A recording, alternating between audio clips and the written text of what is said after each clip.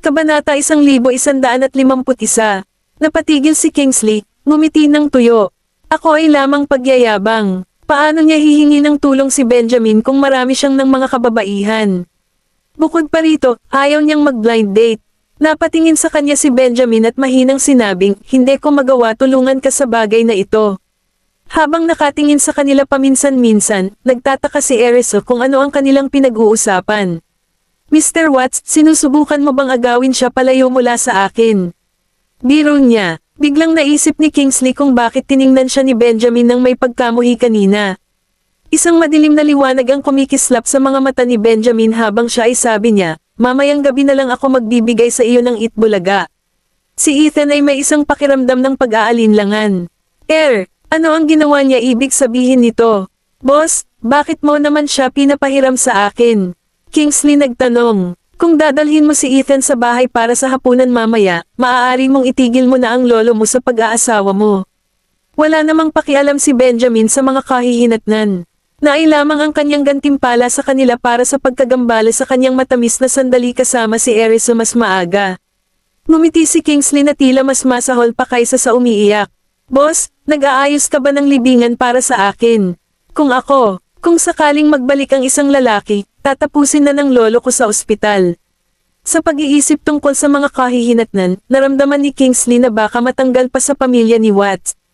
Naiintindihan naman ni Erisa kung ano ang mga ito pag-uusapan. Nagpakasal ka na ba, Mr. Watts? Sa palagay ko maganda ang suhestyon ni Benjamin. Maaari mong subukan ito, sabi niya na may isang ngumiti. Bumagsak ang mukha ni Kingsley. Ano ang isang masamang mag-asawa? Hindi ko isipin mo na lang na magaling ka talaga. Na-target ng walang dahilan, agad na si Ethan sabi niya, Sir, may gagawin po ako ngayong gabi. Mag-aayos ako para sa isang tao, samahan mo na lang si Mr. Watts.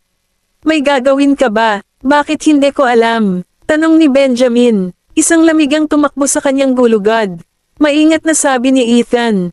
May hapunan. Sa katunayan, iniulat ko sa iyo ilang araw na ang nakararaan. Bago pa man siya makapagsalita, pumasok na si Benjamin, ako na ang bahala sa Vice CEO. Halika at kumain ng hapunan kasama si Kingsley ngayong gabi. Ang natitirang iyong mga gawain ay maaaring ipagpaliban sa kasalukuyan, at ang iyong sweldo para sa doblehin ang buwan na ito. Sa pag-uusap nila ay nagbago ang isip ni Ethan minsan. Sige, sisiguraduhin kong tatapusin ko ang misyon na ito. Nanginginig ang mga labi ni Kingsley habang nakatitig siya kay Ethan. Ano ang pinag-uusapan mo? Hindi ko man lang sinabi na dadalhin kita bahay. Bakit ka nag-aaway na parang boss mo? Sumagot si Ethan, sa palagay mo ba gusto kong gawin iyon? Ay gusto pa rin niyang magkaroon ng asawa. Kung hindi ko makumplito ang misyon na ibinibigay ni Mr. Graham ako, babawasan ang sweldo ko. Kung handa kang magbayad sa akin para dyan, ako pangako ko sa sarili ko na hindi ako pupunta. Nakasimangot si Kingsley, bakit ko kayo babayaran? Wala itong kinalaman sa iyo. Pinagmasdan sila ni Erisa na nag-aaway, na nalilibang. Siya labis na humanga siya sa ginawa ni Benjamin. Nakatakda na, pumunta tayo sa meeting. Benjamin napatingin si Ethan at nagtungo sa pintuan. Oo, agad na tumigil si Ethan sa pakikipagtalo kay Kingsley, dali-dali siyang sumunod sa likuran ni Benjamin. Ngunit, naramdaman ni Kingsley na binaril niya ang kanyang sarili sa loob ng paa. Sa simula pa lang ay hindi na siya humingi ng tulong kay Benjamin. Hindi man lang ito nakakatulong sa akin. Ginagawa lang niya problema. Boss, ang sarap mo talaga. Galit na umupo si Kingsley. Ang kanyang gwapong mukha ay namumula. Lahat, habang nakatingin kay Kingsley na nakangiti, kinuha ni Erisa, hinawakan niya ang baso at mahinahon na iniinom ang tubig. Nang makilala ni Kingsley ang kanyang mausisa na tingin, siya ay kahit nahigit pa sa ibaba sa mga dumps. Kasalanan mo ang lahat ng ito, Mrs. Graham. Ha, mukhang inosente si Erisa. Bakit ko naramdaman nagkamali? Wala man lang akong ginawa. Bakit mo sinisisi ako? Napasinghap si Kingsley. Kung hindi mo pa tinanong yan, sa totoo lang, hindi naman sana nag-iisip si boss ng ganito. Kabanata 1152. Kung marami kang babae na hindi mo alam kung sino sa pagpili, maaari ka lamang gumuhit ng maraming at iuwi ang napili. Bakit kailangan mo ba ng tulong sa iyo ni Benjamin? Sabi ni Erisa, na nag-e-enjoy sa panunukso sa kanya. O nagyayabang ka ba na marami kang babae? Nanginginig ang mga sulok ng bibig ni Kingsley. Bilang inaasahan ng babae ni boss, Ang kanyang sagot ay katulad ng sa kanya. Isang malakas na sampal sa mukha. Kanina, siya ay nakalimutan niyang dumating siya para humingi ng tulong kay Benjamin. Kung hindi, hindi niya gagawin, sabi ko na nga ba kay Ellen. Huwag kang mag-alala, mula nang ibigay ng iyong boss ang utos, tiyak na matatapos ni Ethan ang misyon ng perpekto. Gayunpaman, kailangan mo magpahinga ng kaunti sa oras na iyon. Huwag kang masyado mag-alala, o ang lolo mo hindi ko kayang tiisin ang suntok. Kumakain si Erisa ng isa pang piraso ng prutas. Nang makita kung paano nag-aapoy si Erisa, Kingsley naging glummer. Mas maganda kung hindi siya nagbigay ng suggestion. Ang paglapit sa kanya ay isang pagkakamali lamang, galit na sabi ni Kingsley. Masama ang loob ni boss. Hindi napigilan ni Erisa na tumawa. Nagpatuloy siya sa pagkain, tumigil sa pag-aalaga kay Kingsley at tumigil sa pag-aalaga kay Kingsley. Napatingin siya kay Erisa na nakaupo sa tapat niya, biglang may tumatak sa kanyang isipan. Lumapit siya sa kanya at sinabing, Mrs. Graham, bakit hindi mo ako bigyan ng ilang ideya? Kung talagang dadalhin ko si Ethan sa bahay ngayong gabi, siguradong babagsak ang lolo ko. Alam kong nirerespeto mo ang mga nakatatanda. Ikaw ayaw mong masira ang kalusugan niya, di ba? Mayroon ka bang mga kaibigan na babae sino ang walang asawa? Tulungan niyo po ako. And, I swear to you na sulit naman ang ibabayad niyo, smiley face. Imbes na sumagot sa kanya, nagtanong si Erisa, hindi mo ba sinabi na hindi ka nagkukulang sa mga babaeng kasama? Ngumiti si Kingsley ng awkwardly. Ang mga ito ay para lamang sa isang palabas. Wala naman akong babae na kasama ko. Sinadya kong yapakan ng nervyos ni Ethan mas maaga. Hindi nakapagsalita si Erisa. Kilala rin ng lolo ko ang mga babaeng iyon. Kung dadalhin ko kahit sino sa kanila sa bahay, malalaman niya na nagsisinungaling ako sa kanya.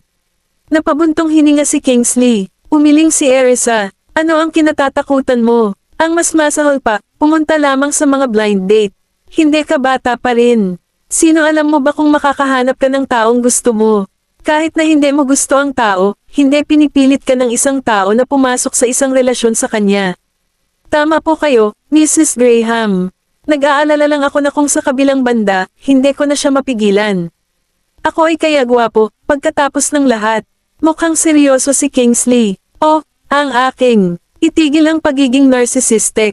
Mrs. Graham, may mga besties ba kayo na walang asawa? Inilagay ni Kingsley ang kanyang pag-asa sa kanya. Ngumiti si Erisa. Wala po sa probinsya ang bestie ko. Hindi kanya matutulungan dito. Napabuntong hininga ng husto si Kingsley. Ang aking swerte. Pagbagsak sa sabi niya, kailangan ko talagang makinig sa lolo ko. Sa mga blind date na lang ba ang mga Pinoy? Bakit ka hinihimok ng lolo mo na pumasok sa isang relasyon sa lahat ng biglaan? Tanong niya ng mausisa. Lahat ng ito ay dahil sa iyo at kay boss. Ang aking lolo nakita niya ang 6 na bata sa loob ng bahay. Iyon ang dahilan kung bakit siya nag-utos sa ngayon, ibabalik ko na lang ang isang babae. Labis na nalungkot si Kingsley. Natawa naman si Erisa. Paano kung hahayaan kita, ibalik mo ba ang 6 na anak ko para harapin ang lolo mo? Hinawakan ni Kingsley ang kanyang mga kilay. Gumagana ba ito? Oo nga pala, baka mahuli ng mga anak ko ang lolo mo pansin. Mas maganda pa sa pagdadala kay Ethan para makipagkita sa kanya, di ba? Matapos, ang pag-iisip nito, naramdaman ni Kingsley na ito ay isang magandang ideya. Sa katunayan, dinala niya ang kanyang 6 na anak sa kanyang bahay sa gabi. Pagbalik ni Benjamin pagkatapos ng pagpupulong, nakita niya nakaupo si Erisa sa sofa at nag-scroll sa kanyang cellphone. Habang nakaupo sa tabi niya, sabi niya, umalis na ba si Kingsley? Habang nakatingin sa kanya ay hindi napigilan ni Erisa nang ngumiti nang makita ko siyang nakasuot ng damit. Mukha lang siyang CEO. Oo, umalis lang siya. Nagtaas ng kilay si Benjamin. Umalis lang. Kabanata 1153. Tumagal ng 2 oras ang kanilang pagpupulong. Nakakagulat, ilang sandali pa lang ay umalis na si Kingsley. Hinailan ni Benjamin si Erisa sa kanyang mga bisig at nagtanong, ano ang sinabi niya sa iyo? Nang maramdaman niya ang pagseselo sa kanyang tinig, si Erisa ay nalilibang. Nang lumingon siya at nakita ang malungkot na ekspresyon ng kanyang gwapong marahan niyang hinawakan ang pisngi nito. Kumusta naman ang mahabang mukha? Ngumiti. Hinawakan niya ang kanyang mga labi at nakatuon ang kanyang mga mata sa kanya, pakiramdam na hindi nasiyahan. Ano pa? Ito ay tungkol sa parehong bagay. Siya ay lamang tinanong ko kung may mga besties ba ako na makakatulong sa kanya. Ikinwento niya sa kanya ang tungkol sa pag-uusap nila ni Kingsley baka maging berdeng mata si Benjamin. Nang marinig niya ang sinabi niya, napabuntong hininga si Benjamin. Ang kanyang malaki na ang nawala sa paninibugho. Naghahanap lang siya ng problema. Nag-ambala ba siya ang iyong pahinga? Pagod ka na ba? Gusto mo bang pumasok at matulog sandali? Ayos lang ako. Kumuha ka ng prutas. Kinuha ni Erisa ang isang ilagay ito at ipasok sa bibig niya. Nais ni Benjamin na samahan siya ng ilang sandali kumuha ng ilang piraso. Gayunman, dumating ang kanyang subordinate para i-report sa kanya ang trabaho. Nang makita ng mga tagahanga na sila ay malapit na sa kanila, tumigil siya sa pintuan at hindi pumasok. Habang hawak ang plato ng prutas, marahan niyang hinalikan sinabi ni Benjamin, ipagpatuloy mo ang iyong gawain. Sige. Huwag mo ring gamitin ang iyong telepono mahaba. Matapos niyang hawakan ang kanyang ulo, tumayo siya at itinutuwid ang kanyang damit. Pagkatapos ay pumunta siya sa kanyang opisina at pinapasok ang kanyang subordinate. Mrs. Graham, bati ng lalaki at lumapit siya kay Benjamin para i-report ang trabaho. Tumango si Erisa bilang tugon at naramdaman ng kaunting nahihiya siya nang makita niya ang kanyang mga mata. Tahimik siyang umupo sa sofa at nagpatuloy kumain. Imbes na mag-scroll sa kanyang telepono ay nakikinig siya sa kanilang pag-uusap. Maya-maya pa ay nagalit na si Erisa sa kanya. Kinuha niya ito, lumapit siya sa kanya at pumasok sa lounge, naghahanda na para magpahinga. Maya-maya pa ay nakatanggap siya ng tawag mula kay William. Mrs. Graham, kasama mo ba si Mr. Graham? Hindi ko magawa, tawagan mo na lang siya sa telepono. Tila nag-aalala siya. Natigilan si Erisa. Oo, ano ang problema? Marahil pinatay ni Benjamin ang kanyang telepono nang nasa meeting siya kanina. Nahulog ang matandang si Mr. Graham. Sabi ni William, okay lang ba si Papa? Saan siya nasaktan? Erisa tumayo kaagad, labis na nag-aalala. Agad na nagbigay sa kanya ng maikling kwento si William tungkol sa sitwasyon. Panipi, tuldok, kasama ko si old Mr. Graham sa ospital ngayon. Siya ay nagkakaroon ng kinuha ang x-ray niya. Hindi pa lumalabas ang resulta. Nasa ospital ka ba ng Centrelite? Pupunta ako roon ngayon. Lumabas si Erisa habang nag-uusap telepono. Ano ang nangyari? Tanong ni Benjamin nang makita niya ito, mukhang medyo nababalisa. Si Daddy ay nahulog sa bahay kanina. Nasa ospital siya ngayon. Kailangan kong pumunta at tumingin sa akin, sagot ni Erisa. Nakasimangot si Benjamin. Tumalikod siya at sabi ng Pangulo, bigyan mo ako ng report para sa iba pang mga bagay. Kailangan kong pumunta sa ospital na ngayon. Oo, Mr. Graham. Alam na may isang bagay na nangyari kay Darius, hindi na pinigilan ng ehekutibo si Benjamin.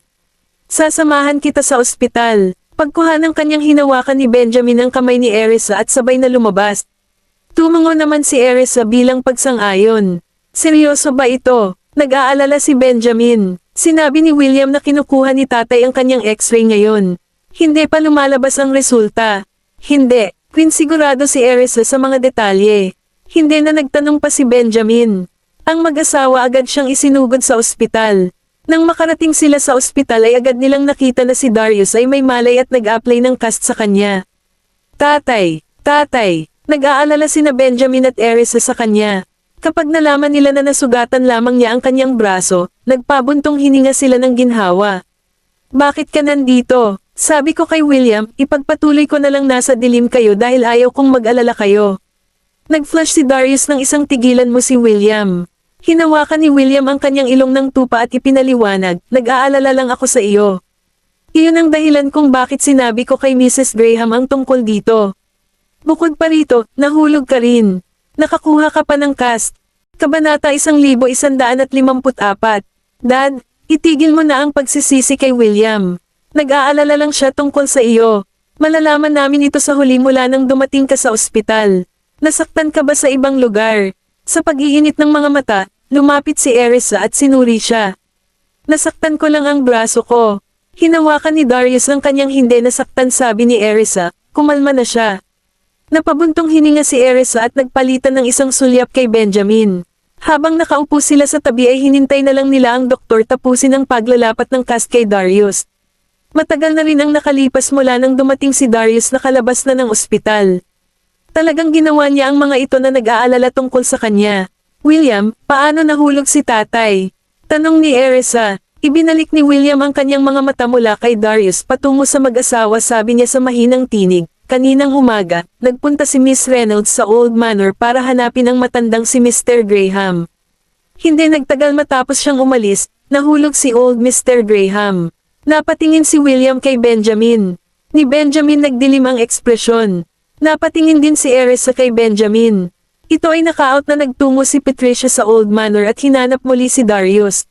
Naninigas ang mukha ni Benjamin. Mahirap hulaan kung ano ang nasa isip niya. Gayunman, ang aura na ipinalabas niya ay napakatakot na hindi ang isa ay naglakas loob na huminga ng normal. Nang matapos ang pag-aayos ng doktor ng cast, sinundan siya ni Benjamin para tanungin ang kalagayan ni Darius. Nanatili si Erisa sa ward kasama si William panatilihin ang kumpanya ni Darius. Binuhusan niya ito ng isang basong tubig para sa kanya. Tatay, dito. Kinuha ito ni Darius at uminom ng isang sip-sip. Isa, may upuan din.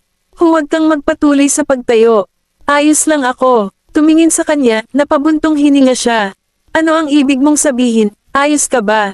May break ka pa nga. Ang proseso ng pagbawi ng isang matanda ay hindi kasing bilis ng isang bata. Matagal bago ito gumaling ng lubusan. Nawalan ako ng isang hakbang sa hagdanan, sabi ni Darius sa isang mababa ang boses na parang bata na may mali. Natawa na lang si Erisa pero pinigilan niya ito at sabi niya, Dad, mag-ingat ka sa hinaharap. Huwag mag-isip ng iba pang mga bagay kapag ikaw ay maglakad. Mag-aalala ka kung nasasaktan ka. Bukod pa rito, mahihirapan ka rin. Sige, tumango ng masunurin si Darius.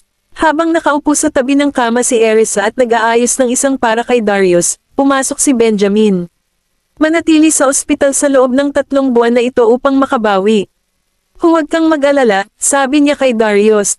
3 buwan. Nakasimangot, umupo si Darius. William agad siyang lumapit para suportahan siya.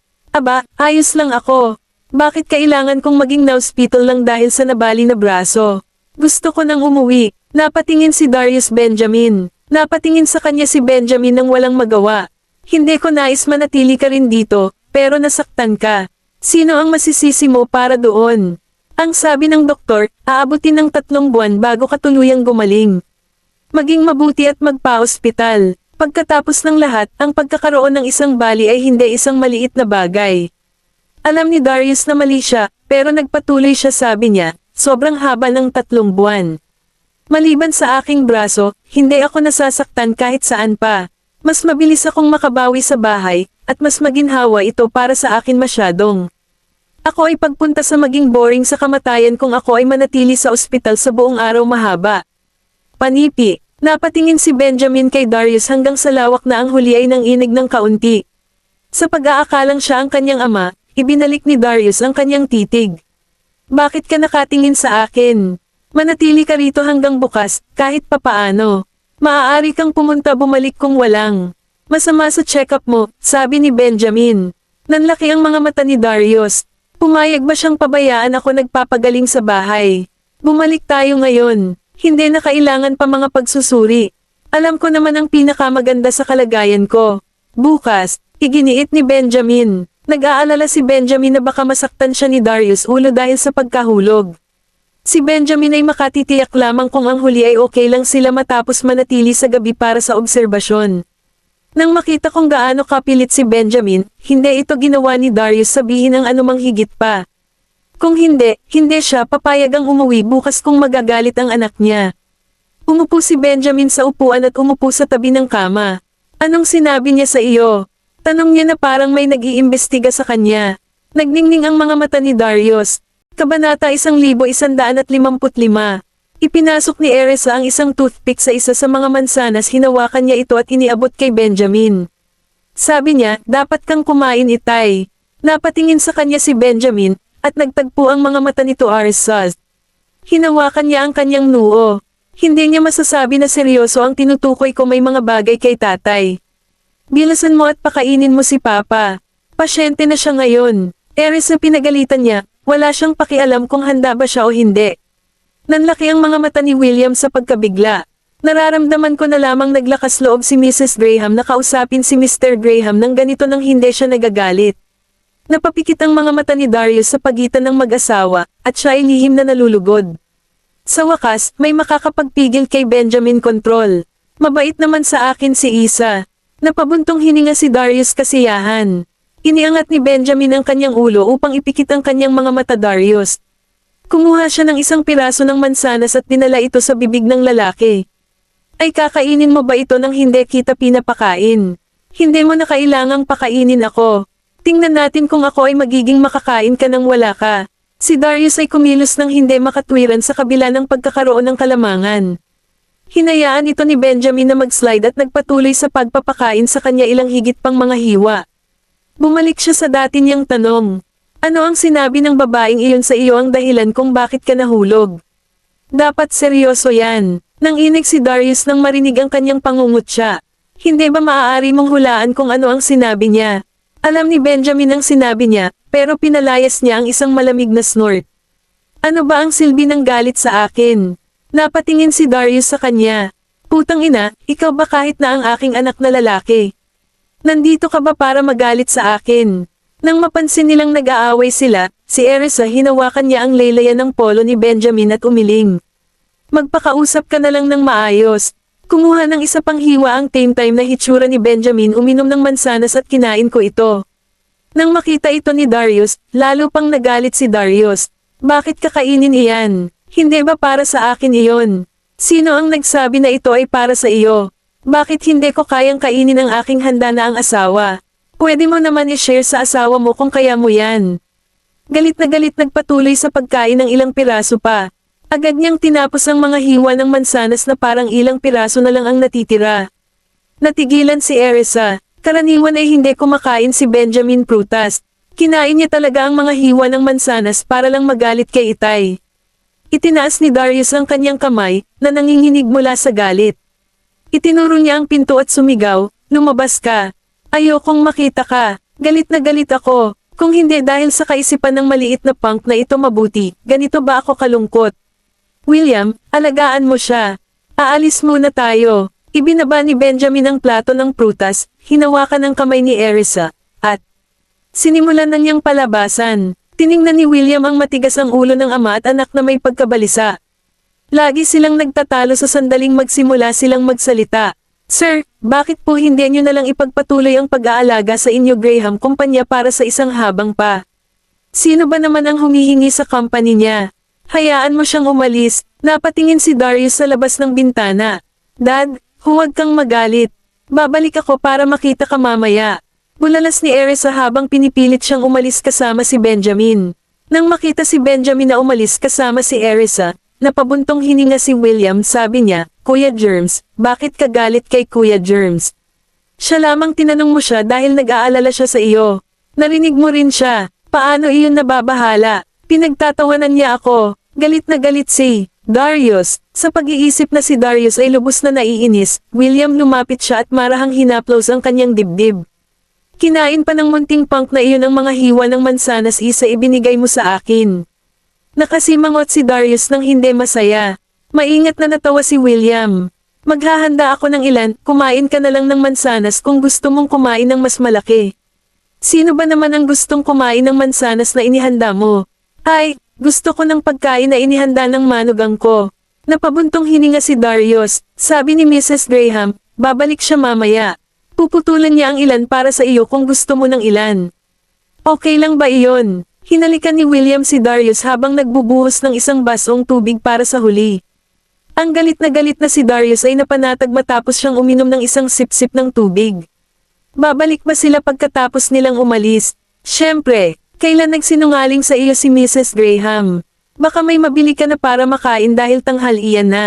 Pagkatapos ay tinulungan ni William si Darius na humiga. Ngayon na binanggit mo ito, talagang naramdaman ko ang isang medyo gutom. Sinulyapan ni Darius si William bago siya tahimik na naghintay kay Erisa. Bumalik ka. Kabanata 1156. Sinundan ni Erisa si Benjamin palabas ng ospital. Siya napabuntong hininga siya nang makita niyang nakasuot siya ng mapanglo na ekspresyon. Tanghali na, kumain na tayo. Sige, napatingin si Benjamin sa kanya at kinuha siya sa kotse. Hinawakan ni Erisa ang kanyang kamay at nagtanong, naroon ba may iba pa bang kailangang asikasuhin sa kumpanya? Kumain muna tayo. Ayaw magsalita si Benjamin tungkol dito. Inutusan niya ang driver na magmaneho papunta sa isang restaurant. Ilang sandali pa ay nakatingin sa kanya ang mga mata ni Erisa, pero nanatiling tahimik. Inutusan niya ang pagkain para kay Darius at William sa bago kumain ng restaurant kasama si Benjamin. Itinaas ni Benjamin ang kanyang ulo at itinoon ang kanyang mga mata Erisa. Tanong niya sa malalim na tinig, babalik ka na ba sa ospital? Natagpuan ni Erisa ang kanyang pagkabata na nakakatawa. Oo, hindi pa rin kumakain sina Papa at William dahil nasa ospital na sila. Gagawin ko dalhin mo sila ng pagkain mamaya para hindi sila magutom. Malamig na ungol si Benjamin, ngunit hindi niya sinabi kahit ano. Kuya, mas marami ka pang kinakain. Siguradong pagod ka na araw-araw siyang nagtatrabaho ng husto. Si Erisa ay sabik na nag-ipon ng kanyang plato na may pagkain habang malumanay na hinalikan siya. Nakontento si Benjamin at kumain ng higit pa kaysa dati ginawa. Mabilis na tinapos ni Erisa ang kanyang pagkain bago lumabas ng restaurant kasama si Benjamin. Anak, pwede ka nang bumalik sa kumpanya. Pupunta ako sa ospital mismo. Sinabi niya na habang siya ay nag-aalala, siya ay sundan mo siya sa ospital at makipagtalo muli kay Darius. Hinawakan ni Benjamin ang kanyang kamay at dinala siya sa kotse. Dadalhin kita doon. Napatingin sa kanya si Erisa, at lihim itong tumawa nang mapansin niyang bumuti ng husto ang kanyang mood. Ibinaba ni Benjamin si Erisa sa pasukan ng ospital. Dumiretso na siya sa kumpanya. Huwag kang masyadong matagal sa ospital. Bumalik at magpahinga ng maaga. Sige na, nakangiting sagot ni Erisa. Sa mandal siya hinawakan niya ang pinto ng kotse at nagmamadali sa pag-aayos ng pinto ng kotse sa ospital. Hanggang sa hindi na makita ni Benjamin ang kanyang katawan hinayaan na lang niya ang driver na magmaneho pabalik sa kumpanya. Narinig ni Erisa ang mahinang tinig ni Darius nang makarating siya sa ang pasukan ng ward. Bakit hindi pa bumabalik si Isa, William? Wala silang nagbago ang puso, di ba? Pumunta ka sa isang kalapit na restoran at tingnan kung may makakain. Gutom na ako. Tiyak na pinigilan siya ng maliit na punk na iyon mula sa darating. Sir Eduardo, uminom ka na ng tubig. Pupunta ako sa kanan ngayon. Agad na nagbuhos ng isang basong tubig si Darius para kay Darius. Noong siya ay habang naglalakad siya papunta sa restaurant, nagulat siya nang makita si Erisa.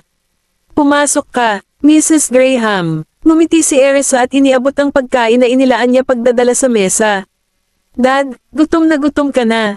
Dapat sana ay bumalik na ako mas maaga. Naantig si Darius nang makitang dumating talaga si Erisa bumalik sa pagkain para sa kanila. Akala ko hindi ka na babalik, sabi ni Darius nakakaawa. Sabi ko na nga ba sa iyo na late na ako. Humingi ng paumanhin si Erisa at tinulungan siyang umupo. Kilala kita hindi pa ako kumakain ng tanghalian, kaya nagluto ako ng pagkain para sa inyong dalawa. William, pwede ka nang kumain ngayon.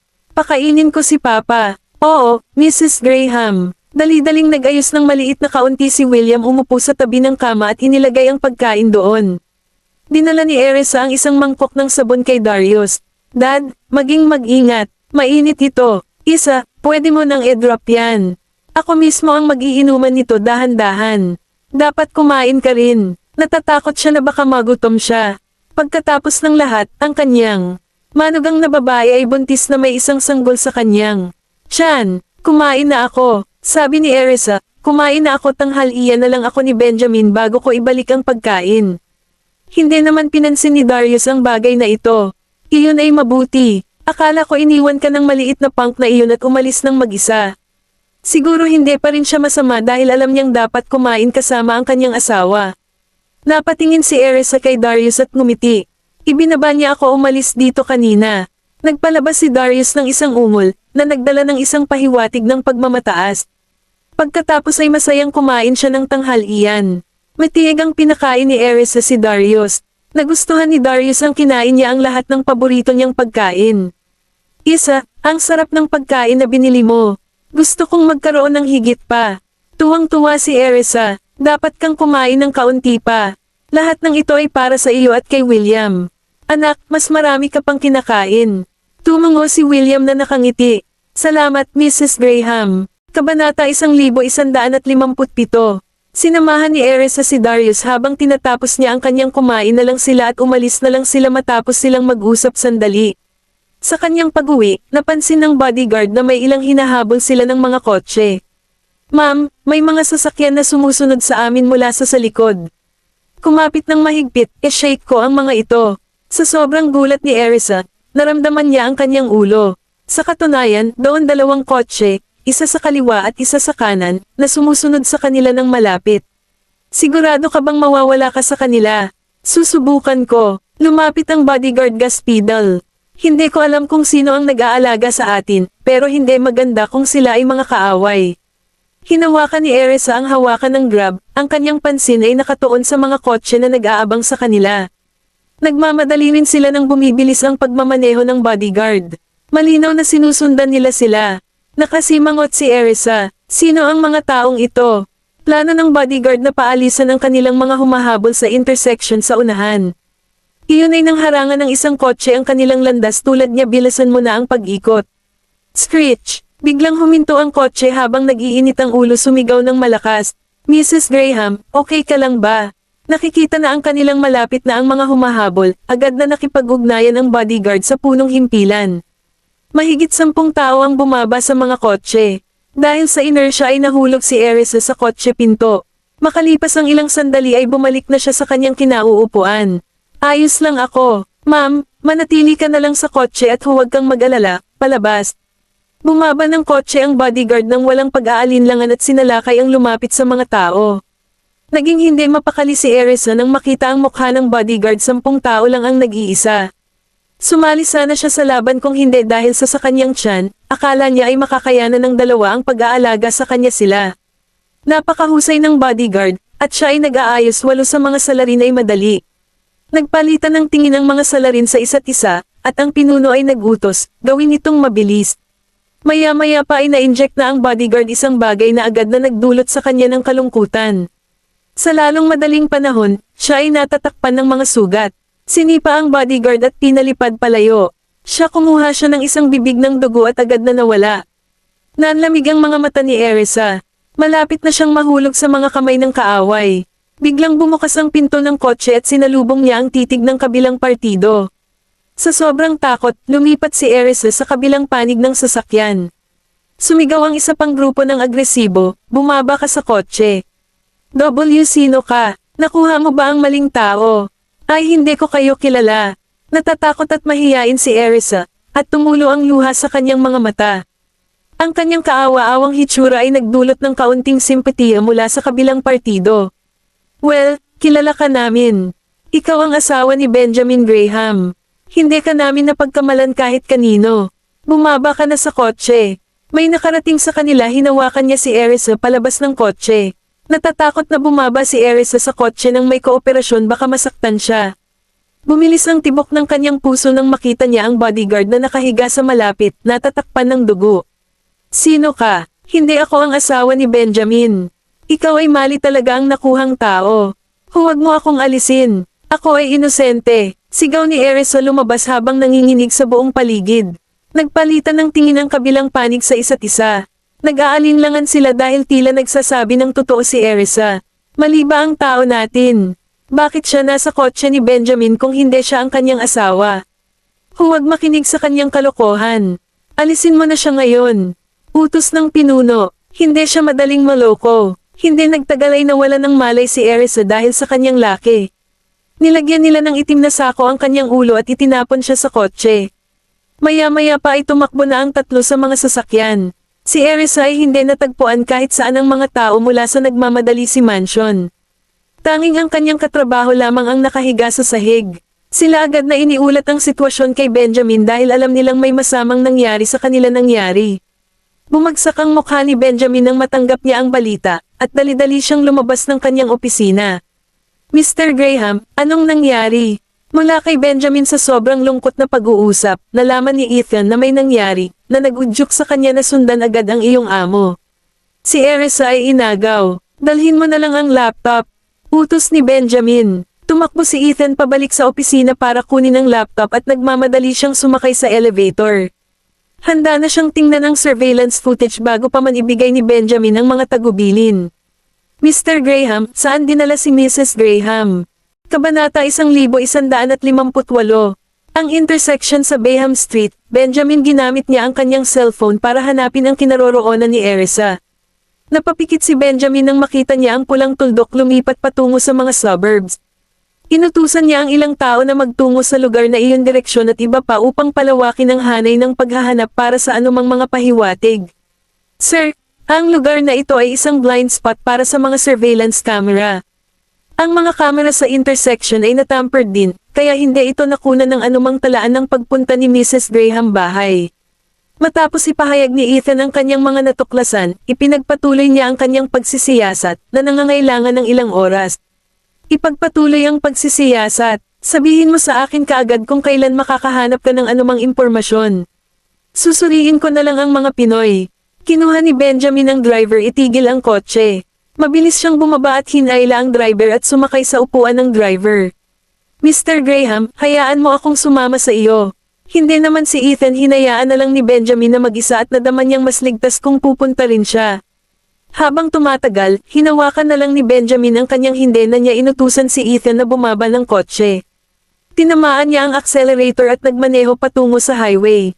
Natagpuan ni Erisa ang kanyang sarili sa isang abandonadong bodega nang nagising siya. Nakatali ang kanyang mga paa, at nakatali ang kanyang mga kamay sa likod niya. Mahirap para sa kanya na humingi ng tulong sa kanya, bibig na nakatape gamit ang duct tape. Masakit pa rin ang leeg niya. Mula sa pagkatok na walang malay. Hawak pa rin niya ang itim na sako sa kanyang ulo. Erisa, umikot siya at nagawa niyang alisin ng bahagya ang itim na sako. Pagkatapos ay maingat na pinagmasdan ang kanyang paligid sa puwang, umaasang makahanap ng paraan para makalabas. Sa kasamaang palad, napapaligiran siya ng mga pader, at ang nag-iisang bintana ay may seguridad angkop ang mesh. Makakalabas lang si Erisa sa pintuan kung gusto niyang lumabas. Hindi niya alam kung sino ang mga taong ito at kung alam ni Benjamin na dinukot siya. Sinubukan ni Erisa na mag-ayos ng sarili. Pagkatapos ay naisip niya tungkol sa mga taong nag-aaway sa kanya. Bantayan mo siya ng mabuti. Biglang may narinig na boses mula sa labas. Erisa mabilis na ibinaba ang kanyang ulo, at hinayaan ang itim na sako na takpan muli ang kanyang ulo. Ang kanyang nakatuon ng pansin sa mga galaw sa pintuan. Nagkunwari pa rin si Erisa na wala ng malay nang bumukas ang pinto.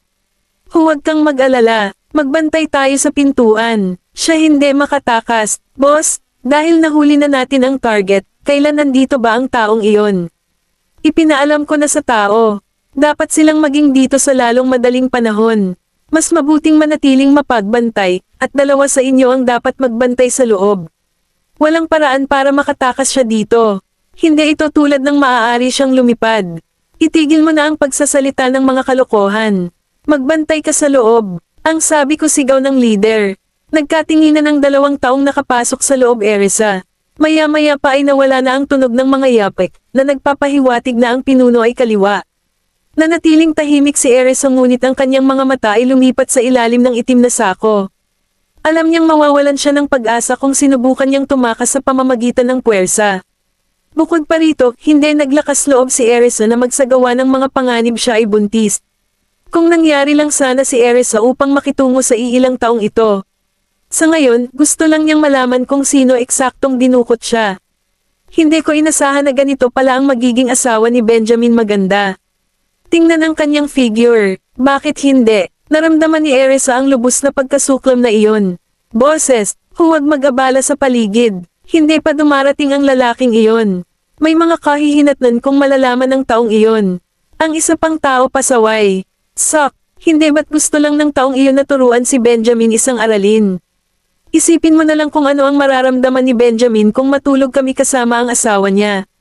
Ang patuloy na hinihikayat ng tao ang kanyang kasamahan habang ang kanyang tingin ay gumagala sa katawan ni Erisa. Depende sa kung ano man ang gustong gawin ng lalaking iyon. Kami lamang dapat sundin ang mga utos. Baka magalit ka sa kanya kung magulo ka. Sa puntong ito, wala nang ibang masabi ang lalaki. Hindi nagtagal, maririnig ang mga yapot ng paa sa labas, bumilis ang tibok ng puso ni Erisa dahil sa kaba. Dumating na ba ang mastermind?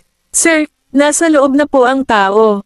Isang mapang-akit na tinig naririnig ito mula sa pasukan.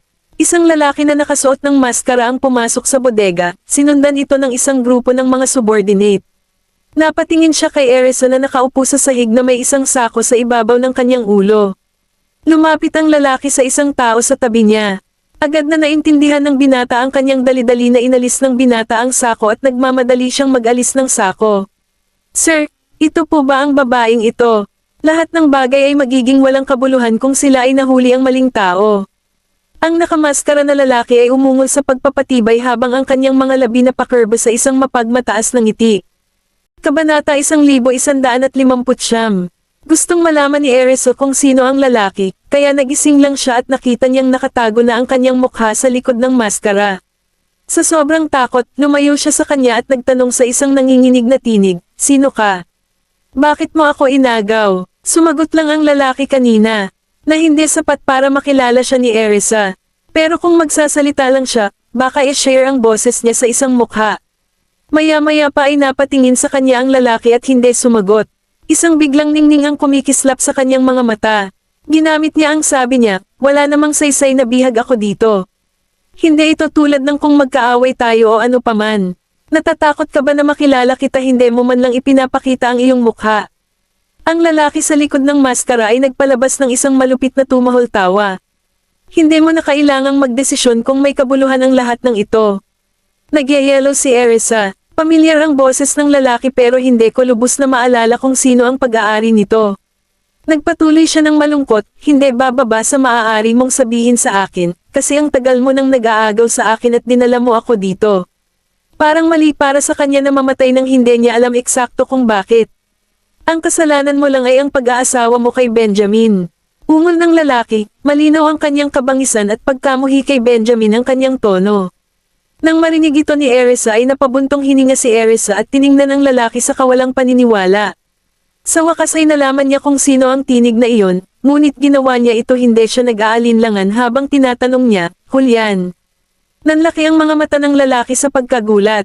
Hindi niya ginawa akala ni Erisa ay makilala siya, pero ngayong naputol na ang kanyang takip, nag-dispense siya suot ang maskara at ipinakita ang kanyang mukha. "Ang galing mo talaga, Tita Erisa." Napatingin sa kanya si Julian makamandag. Napatingin sa kanya si Erisa at sumagot, "Hindi ba nag-aalala ka ba na susundan ka ng asawa ko para mag-higanti?" Napapikit si Julian sa pag-iisip ni Benjamin mabangis at mapaghiganti, ngunit nakabawi siya sa susunod na segundo. "Kung hindi, sa totoo lang, hindi na ako nag-aaway ni tatay at ako hindi rin ito ibabalik sa isang sulok. Wala akong ginagawa na kasing bigat ginawa ni Benjamin, kinukolekta lang ang mga utang ko. Gusto kong malaman niya kung ano ito, mawala ng isang tao o isang bagay na nagmamalasakit sa kanya." Napabuntong hininga si Erisa sa walang sawang puot na si Julian para kay Benjamin. Hinawakan niya ang kanyang mga kamao habang pinipilit niyang pigilan ang takot na lupig. "Ano ang balak mong gawin?" Nag-iingat niyang tanong. Patuloy na nag-iingat kay Julian at sa kanyang mga tauhan. Magiging matalino siya na huwag nang mag-udyok pa sa kanila kung gusto niyang makaalis dito ng buhay. "Natatakot ka ba, Tita Erisa?" Nanunuya si Julian. Napatingin siya sa maselang mukha ni Erisa. Maganda siya kahit na nakalagay siya sa ilalim ng gayong matinding kalagayan. "Nakakahiya kung mamatay siya. Siyempre natatakot ako. Ako'y walang magawa, ordinaryong babae. Bakit mo ako nadakip samantalang may palakol ka na makagiling, Benjamin? Dapat ay hinabol mo siya sa halip." Takot na takot si Erisa dahil sa kamatayan. "Ano ang gagawin ng mga bata kung wala ako? May anak pa rin ako sa daan, na naghihintay na makita mundong ito." "Ha, baka malungkot si Benjamin kung marinig niya ang sabi mo. Inilalagay ka ng aking tiyuhin sa isang pedestal at minahal ka ng higit pa sa lahat ng bagay, na marami akong nalalaman. Eto na, handa ka nang ihagis sa ilalim ng bus para sa sarili mong kaligtasan." Napatingin si Julian sa kanya ng masamang habang ang mga gulong sa kanyang nagsimulang umikot ang utak. Maaari niyang gamitin si Erisa bilang leverage laban kay Benjamin, na siguradong dudurugin niya ang lalaki. "Baka gusto mong sumama sa akin," mungkahi ni Julian. Hinawakan niya ang titi ni Erisa. Nasusuklam si Erisa ngunit nanatiling tuwid ang mukha, sagot niya, "Ewan ko ba kung alam ng pamilya mo ang tungkol sa nakuha mong panlasa sa mga babae, Julian." "Gross, hindi ako makapaniwala na talagang pumasa siya sa akin ngayon." Natawa si Julian. "Hindi ko mapigilan ang sarili ko, Tita Erisa, napakaganda mo." Napatingin ako sa mukha ni Uncle Benjamin nang makita niya ang kanyang asawa na nakahiga sa aking mga bisig. Magiging maganda ang show. Habang sinasabi niya ito ay dahan-dahan niyang hinaplos ang pisngi ni Erisa. Hindi niya napapansin na iniwasan ang paghawak nito. Kung wala siya sa loob. Napakahigpit ng lugar na iyon ngayon, hindi niya kailanman papayagan si Julian ang magpapasailalim sa kanya sa gayong kahihiyan. kasuklam-suklam na gumagapang. Gaano siya kalakas ng loob na hawakan ako. Julian, pwede bang ilabas mo ang mga kamay ko? Ang mga ito ay namamaga, maamon niyang sabi, at ipinakita kay Julian ang isang masunurin na ngiti. Nanlaki ang mga mata ni Julian. Kinailangan niyang aminin na napakaswerte ni Benjamin na nagpakasal sa napakagandang babae. Nakakalungkot na mas takot si Erisa sa kamatayan kaysa sa kanya mahal ko si Benjamin. Lumipat siya ng gilid sa isang kisap mata. Si Benjamin ay magiging galit na galit siya nang malaman niyang pinagtaksilan siya ng kanyang asawa. Hindi na natapos ang pag-iisip ni Julian, at hindi na niya napigilan ang sarili niya ang mga kamay ni Erisa nang makita niyang talagang namamaga ang mga ito dahil sa pagpigil. Sa sandaling mawala ang mga kamay ni Erisa, siya ay agad na pinasok si Julian sa isang chokehold. Kabanata 1160. Ikaw, sinubukan ni Julian na lumaban ng malaya ngunit tumigil siya nang makaramdam siya ng biglang matinding kirot sa kanyang leeg. Sa pagkakaalam ko, ang singsing ni Erisa ay nakatagol ng isang maliit na singsing, isang matalim na talam na maaaring makaputol sa lalamunan ng isang lalaki. Huwag kang gumalaw, o kung hindi, na may makinis na hiwa, agad na nasugatan ni Erisa ang leeg ni Julian, at kumukuha ng dugo. Agad na tumakbo ang mga kalalakihan sa paligid nila Erisa, ngunit itinaas ni Julian ang isang kamay at iwinagayway ang mga ito. Huwag kang lapit, hindi mo ba nakikita na nasasaktan ako? Naramdaman niya ang mainit na dugo na tumutulo sa kanyang leeg. Kung itinulak niya si Erisa ng higit pa, baka magpasya siyang kunin ang kanyang buhay. Maingat na tiningnan ni Erisa si Julian at ang kanyang mga tauhan, na nag-iingat sila up. Mga 12 ng mga ito.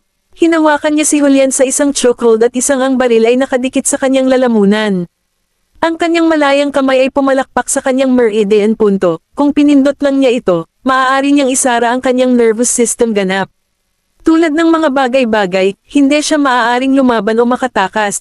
Hayaan mo ang mga kalalakihan mo na tumayo sa isang gilid ng silid. Tumatahon si Erisa, at hinigpitan ang pagkakahawak kay Julian. Ngayon, bantayan mo ang kamay mo, Tita Erisa. Sigaw ni Julian na parang ang kanyang tingin ay kumikislap sa kamay na nakadikit sa kanyang leeg. Nag-aalala siya na maaari niyang ikat ang kanyang lalamunan sa init ng sandali. Hayaan mo na lang ang mga kalalakihan mo na lang sa isang gilid ng kwarto. Habang hinahatak niya si Julian papunta sa pintuan. Ngayon, kayong lahat, pumasok kayo at tumayo sa isang tabi, at huwag kang mag-alala. Sa kabila ng kalungkutan, inutusan ni Julian ang kanyang mga tauhan na pumasok sa loob ng bahay tumayo sa isang dulo ng silid.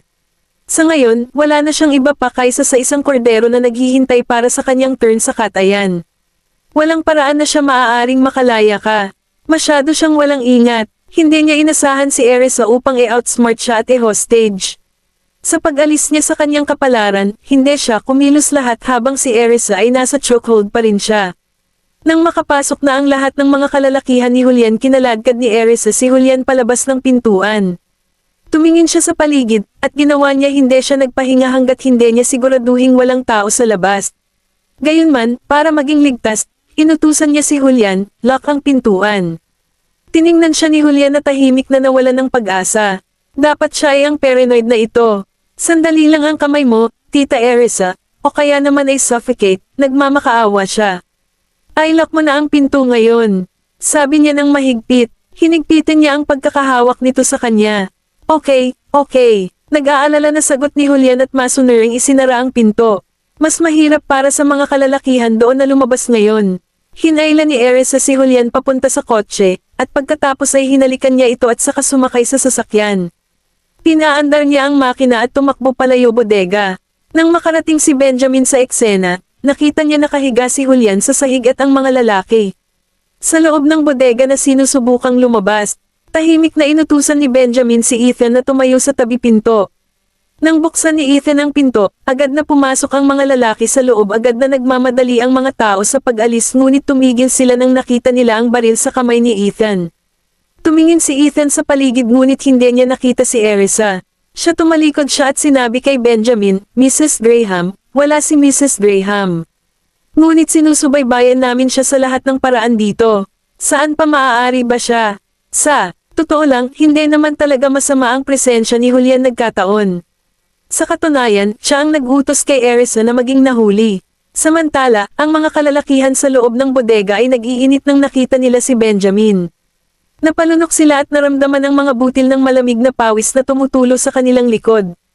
Hindi nila inasahan na darating si Benjamin sa lalong madaling panahon. Saan mo dinala si Mrs. Graham? Tanong ni Ethan icily. Umiling ang mga lalaki sa pagkalito. Mayroon silang hindi ko alam kung saan napunta si Erisa, pero hindi nila ito inaamin. Hindi nila magawa maging ang kanilang sarili ay nagsalita. Nagdilim ang mga mata ni Benjamin. Yumuko siya, hinatak tumayo si Julian at sinuntok siya. Agad na nagising si Julian. Nasaan si Erisa? Kinagat ni Benjamin sa pamamagitan ng pag-gritted ngipin. Nang makilala ni Julian ang mabangis na titi ng kanyang tiyuhin, naramdaman niya ang isang ang lamig ay tumakbo pababa sa kanyang gulugad, at halos basa niya ang kanyang pantalon. "You Uncle Benjamin," siya binati niya si shakily. "Nasaan ang asawa ko?" Tanong ulit ni Benjamin. Ito malinaw sa kanyang mga mata ang kanyang boses at ang kanyang tinig ay tulad ng isang matalim, nagyayelong talam. "Hindi ko alam," sigaw ni Julian. Sinasabi niya sa katotohanan. Hinalikan siya ni Erisa bago siya sumakay ng kotse at umalis. Higit pa ang mahalaga, hindi niya gaanong matanggap na siya ang nasa likod ng pagkidnap nito. Napapikit si Benjamin at naglanding ng isa pang suntok sa mukha ni Julian. Isang round ng walang awa na bagbog mamaya, si Julian ay nakahiga sa lupa, naramdaman niya na parabang nasa bingit siya ng kamatayan. Siya ay nasa napakaraming sakit na hindi man lang niya may galaw ang isang daliri. "Tatanungin kita ulit, nasaan ang asawa ko?" Benjamin tiningnan niya si Julian na parang patay na tao.